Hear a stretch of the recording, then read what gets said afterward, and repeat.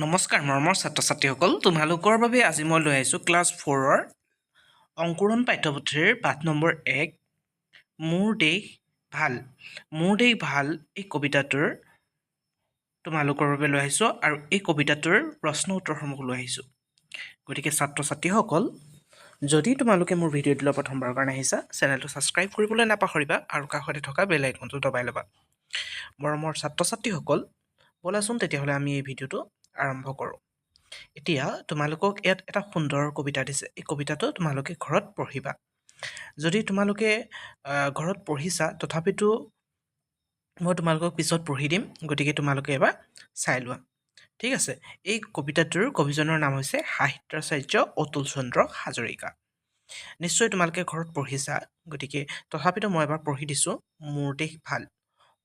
এতিয়া ছাত্ৰ ছাত্ৰীসকল, এই পাঠটোৰ মই প্ৰশ্ন উত্তৰসমূহো কৈ দিম, গতিকে তোমালোকে মনোযোগ দি শুনিবা। সকলো দেশত কৰি মোৰ দেশ ভাল, চৰণত সেৱা যাৰ কৰোঁ চিৰকাল।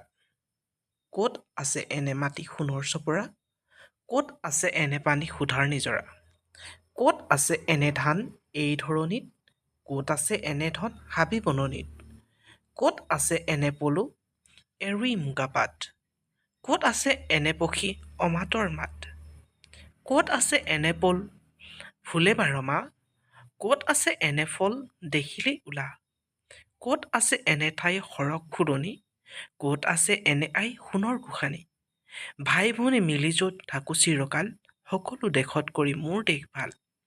মৰমৰ ছাত্ৰ ছাত্ৰীসকল, এই কবিতাটোৰ তোমালোকক ক্ৰিয়াকলাপত দিছে চোৱা। ক নম্বৰটো দিছে তোমালোকৰ প্ৰাত্যভিত্তিক ক্ৰিয়াকলাপৰ পদ্ধতি শুদ্ধ আৰু স্পষ্ট উচ্চাৰণেৰে পঢ়ো আৰু আবৃত্তি কৰোঁ আহা। এতিয়া মইতো পঢ়ি দিলোৱেই, তোমালোকেও এই কবিতাটো পঢ়িবা।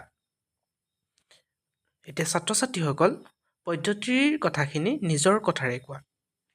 ছাত্ৰ ছাত্ৰীসকল, এইটো তোমালোকে নিজে কৰিবা। গতিকে মই এতিয়া তোমালোকৰ প্ৰশ্ন উত্তৰসমূহ কৰিম। ছাত্ৰ ছাত্ৰীসকল, উত্তৰ দিয়াত তোমালোকৰ আছে চোৱা।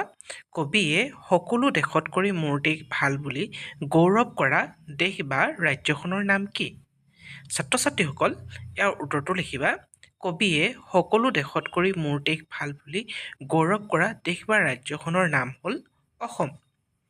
ছাত্ৰ ছাত্ৰীসকল, খ নম্বৰৰ প্ৰশ্নটো হৈছে, ক'ত আছে এনে ঠাই সৰগ ফুলনি, ক'ত আছে এনে আই সোণৰ গোসানী।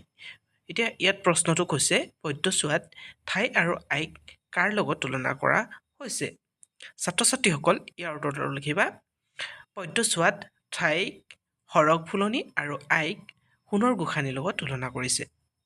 ছাত্ৰ ছাত্ৰীসকল, তাৰপিছত দিছে, পদ্ধতিত কবিয়ে কি কি কথাৰে নিজৰ দেশৰ গুণ বৰ্ণনা কৰিছে লিখা।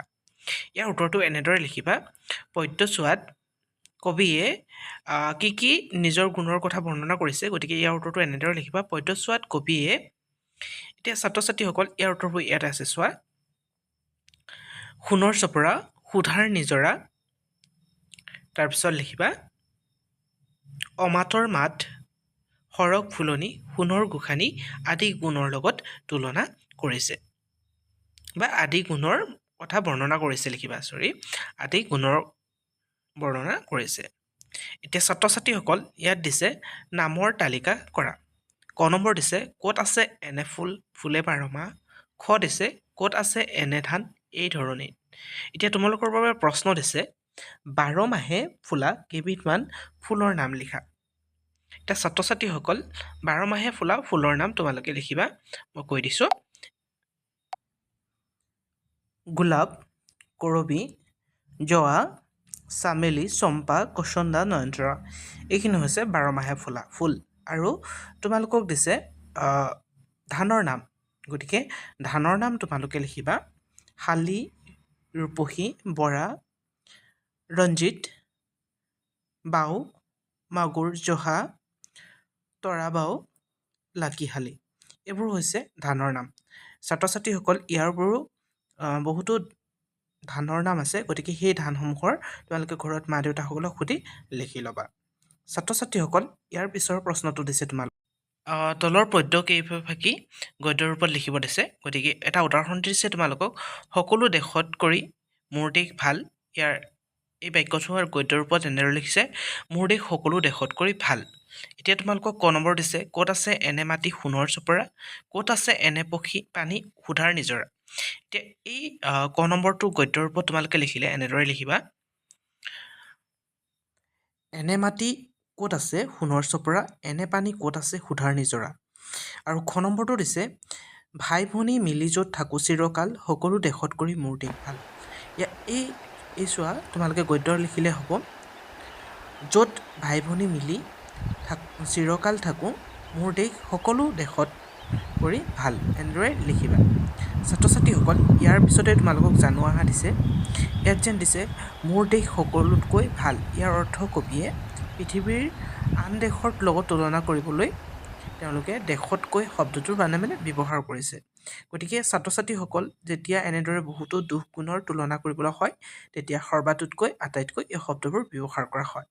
গতিকে এতিয়া তোমালোকক তলত দিছে চোৱা, ভাৰতৰ নদীবোৰৰ ভিতৰত গংগা আটাইতকৈ, এই খালী ঠাইত লিখিব লাগিব, আটাইতকৈ দীঘল আৰু ব্ৰহ্মপুত্ৰ আটাইতকৈ বহল। তাৰপিছত আহিছে মাজুলীৰ পৃথিৱীৰ ভিতৰত সকলোতকৈ ডাঙৰ নদীৰ দ্বীপ, এনেদৰে লিখিবা। গ নম্বৰ দিছে, কাজিৰঙা জীৱ জন্তুবিলাকৰ ভিতৰত এশিঙীয়া গড় সৰ্বাতোতকৈ, খালী ঠাইত সৰ্বাতোতকৈ লিখিবা, সৰ্বাতোতকৈ আপুৰুগীয়া। তাৰপিছত ঘ নম্বৰটো হৈছে, আনৰ বস্তুৰ প্ৰতি লোভ সকলোতকৈ বেয়া গুণ। এতিয়া ছাত্ৰ ছাত্ৰীসকল, তোমালোকক শব্দৰ খেল খেলোৱা আহা বুলি দিছে। এতিয়া চোৱা, শব্দৰ খেলকেইটা তোমালোকে চোৱা, ভাল লতা, নহয়নে বাৰু? ছাত্ৰ ছাত্ৰীসকল, শব্দৰ জালকেইটা তোমালোকৰ বাবে হোমৱৰ্ক দিছোঁ। গতিকে এই শব্দৰ জালকেইটা হৈছে তোমালোকে যিটো শেষৰ বৰ্ণ হয়, শেষ বৰ্ণটোৰ লগত মিল লগাই দিয়া। চোৱা, ভালৰ লটো লাষ্টত আছে, গতিকে লৰে আকৌ আৰম্ভ হৈছে লতা। এতিয়া ছাত্ৰ ছাত্ৰীসকল, এইটো ঘৰত তোমালোকে নিজে কৰিবা। তাৰপিছতো আছে শব্দ গঠন কৰা। এতিয়া তোমালোকক দিছে, চিৰ যোগ কাল চিৰকাল, চিৰ যোগ দিন চিৰদিন, চিৰ যোগ স্থায়ী চিৰস্থায়ী, চিৰ যোগ স্মৰণীয় চিৰস্মৰণীয়। আৰু দিছে বন যোগ অনি বননি, ধান যোগ অনি ধাননি, ঘাঁহ যোগ অনি ঘাঁহনি, আৰু শাক যোগ অনি শাকনি। এতিয়া তাৰপিছত দিছে, তলৰ বাক্যাংশৰ লগত খাপ খোৱা শব্দ পাত্ৰটোৰ পৰা বাছি উলিয়াই লিখিব দিছে। এতিয়া ছাত্ৰ ছাত্ৰীসকল, ইয়াৰ উত্তৰটো এনেদৰে কৰিবা। প্ৰথমটো আছিলে, চিৰদিন নমস্কাৰ কৰিবলৈ চিৰনমস্য, আৰু মাহ খেতিৰে জুৰি থকা ঠাই মাহনি, আৰু চিৰদিন মনত ৰাখিবলগীয়া চিৰস্মৰণীয়, আৰু বাঁহ গছেৰে ভৰি থকা ঠাই হৈছে বাহনি। ইয়াৰ পিছতে তোমালোকক দিছে বাক্য ৰচনা কৰা, অমাতৰ মাত, উল্লাস আৰু চিৰকাল। এইটো তোমালোকে লিখিবা, অমাতৰ মাতটোত লিখিবা, কুলিৰ মাতটো অমাতৰ মাত। উল্লাহটো লিখিবা, চৰাইটোৱে উলাহেৰে উৰি আছে। চিৰকালটো শব্দটো লিখিবা, ৰামে মোক চিৰকালৰ বাবে ৰামক মই চিৰকালৰ কাৰণে পাহৰিব নোৱাৰোঁ, এনেদৰে লিখিবা। ছাত্ৰ ছাত্ৰীসকল, ইয়াৰ পিছৰ প্ৰশ্নটো হৈছে তোমালোকৰ কাৰণবোৰ লিখা। তুমি তোমাৰ উপজা ঠাইখনক কিয় ভাল পোৱা? এইটো তোমালোকে নিজে কৰিবা। ছাত্ৰ ছাত্ৰীসকল, তলত দিছে, তলৰ বাক্য শাৰী দুবাৰকৈ লিখা। এইটো সাতৰ আখৰ হয় তোমালোকৰ, দেশতকৈ মোমাৰ ডাঙৰ নহয়। তাৰপিছত দিছে, আমাৰ ভাৰতবৰ্ষ নামৰ কবিতাটোৰ আবৃত্তি কৰা। এতিয়া এটা দিছে, আমাৰ ভাৰতবৰ্ষ,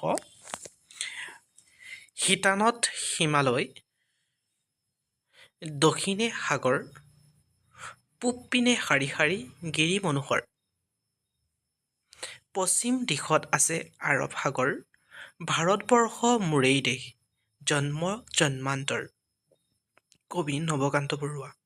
আকৌ এবাৰ পঢ়ি দিছোঁ, আমাৰ ভাৰতবৰ্ষ, শিতানত হিমালয়, দক্ষিণে সাগৰ, পূব পিনে শাৰী শাৰী গিৰি মনোহৰ, পশ্চিম দিশত আছে আৰৱ সাগৰ, ভাৰতবৰ্ষ মোৰেই দেশ, জন্ম জন্মান্তৰ। এতিয়া ছাত্ৰ ছাত্ৰীসকল, ভাৰতবৰ্ষৰ মানচিত্ৰ চাই পদ্ধতিৰ আধাৰত ভাৰতৰ চাৰিসীমাটো তোমালোকক লিখিব দিছে। এতিয়া ছাত্ৰ ছাত্ৰীসকল, ইয়াত তোমালোকৰ আৰু দিছে, ছবি আঁকা, চৰাই, পখিলা, পলু। ইয়াৰ পিছতে তোমালোকক দিছে আকস্মিক বক্তৃতাত ভাগ লওঁ আহা। তোমালোকক কেইটামান আকস্মিক বক্তৃতা কৰিব দিছে আৰু সেই আকস্মিক বক্তৃতাত তোমালোকে ভাগ ল'বলৈ লাগে।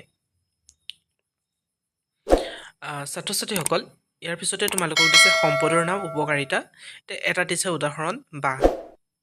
চোৱা, বাঁহেৰে কাগজ তৈয়াৰ কৰা হয়, বাঁহেৰে জেওৰা দিয়া হয়, বাঁহেৰে খৰাহী, চালনী আদি তৈয়াৰ কৰা হয়। এতিয়া তুমি জনা শুনা প্ৰাকৃতিক সম্পদসমূহৰ তালিকা প্ৰস্তুত কৰিব লাগে আৰু সেই তালিকাখনৰ পৰা তোমালোকে কি কি উপকাৰ হয় এইটো লিখিব তোমালোকক দিছে। ধন্যবাদ ছাত্ৰ ছাত্ৰী।